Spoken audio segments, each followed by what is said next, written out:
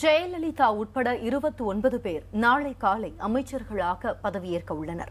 புதிய அமைச்சரவையில் பெரும்பாலும் முன்னர் வகித்த துறைகளே ஒதுக்கப்பட்டுள்ளன. இந்த அமைச்சர்கள் பட்டியலில் ஆனந்தன் மற்றும் உடல் நலம் பாதிக்கப்பட்டுள்ள செந்தூர் பாண்டியன் ஆகியோர் இடம்பெறவில்லை. புதிய அமைச்சர்கள் பட்டியலையும் அவர்களுக்கு ஒதுக்கப்பட்டுள்ள துறைகளையும் இனி பார்க்கலாம். தமிழகத்தின் முதலமைச்சராக 5ஆம் முறையாக பதவியேற்க உள்ள அதிமுக பொதுச் செயலாளர் ஜெயலலிதா வசம் காவல், பொது நிர்வாகம், உள்துறை உள்ளிட்ட இலாக்காக்கள் இருக்கும். நிதித்துறை மற்றும் பொதுப்பணித்துறை ஓ பன்னீர்செல்வத்திற்கு வழங்கப்படுகிறது. நத்தம் ஆர் விஸ்வநாதனுக்கு மின்துறையும், ஆர் வைத்திலிங்கத்துக்கு வீட்டு வசதி, ஊரக வளர்ச்சி மற்றும் வேளாண் துறையும் ஒதுக்கப்படுகிறது.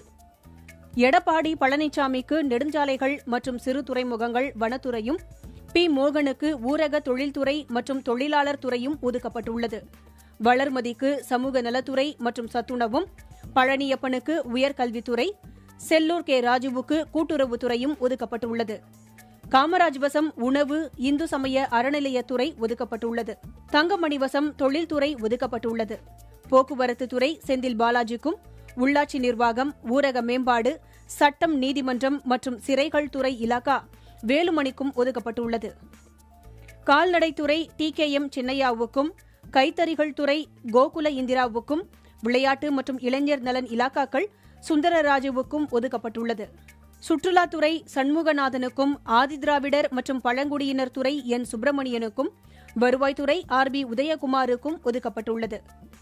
தகவல் தொழில்நுட்பத்துறை முக்கூர் என் சுப்பிரமணியனுக்கும், சுற்றுச்சூழல் துறை தோப்பு வெங்கடாச்சலத்திற்கும், பள்ளிக் கல்வித்துறை KC வீரமணிக்கும் ஒதுக்கப்பட்டுள்ளது.